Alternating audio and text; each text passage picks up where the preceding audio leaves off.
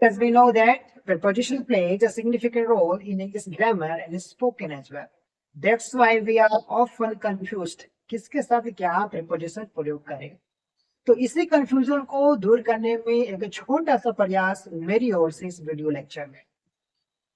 कुछ ऐसे वर्ब्स होते हैं जिनके साथ फिक्स्ड प्रीपोजिशन विद का प्रयोग करते हैं, जैसे agree with somebody, argue with somebody, quarrel with somebody, compete with somebody, compare with somebody, compromise with somebody, interact with somebody, suffer with somebody, dilute something with something, decorate something with something, drench something with something, fill something with something, replenish something with something, synchronize something with something. Bribe somebody with something, feed somebody with something, provide somebody with something, honor somebody with something, serve somebody with something, shower somebody with something, threaten somebody with something, treat somebody with something, charge somebody with something.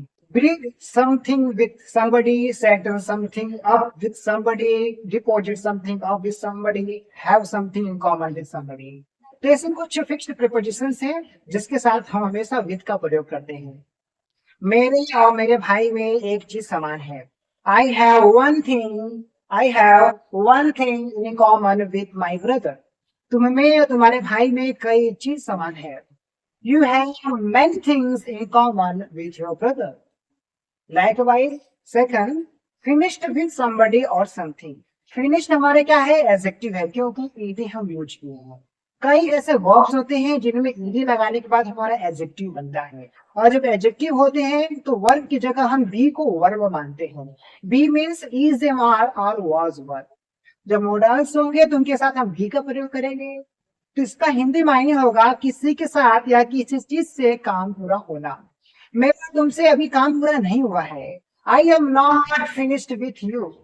क्या तुम्हारा मुझसे काम पूरा हो गया है? तो कैसे कहेंगे, are you finished with me. मेरा इस कलम से काम पूरा नहीं हुआ है. I am not finished with this pen. क्या तुम्हारे इस कलम से काम पूरा हो गया है? Are you finished with this pen. Feed somebody with something. किसी को कुछ खिलाना. मैंने गाय को घास खिलाया. I feed cow with grass. मैंने उसे रोटी खिलाया. I feed him with bread और chapati. Provide somebody with something. किसी को कोई चीज उपलब्ध कराना. I provided him with money. मैंने उन्हें पैसा उपलब्ध कराया.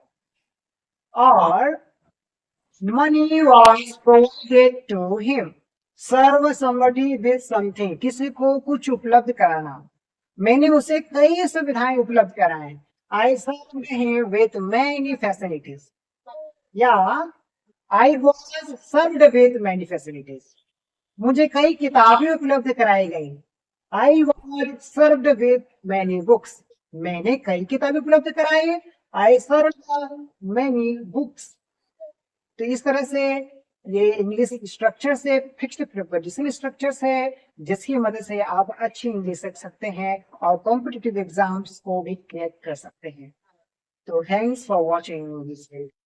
Hi guys, today we will cover 5 most important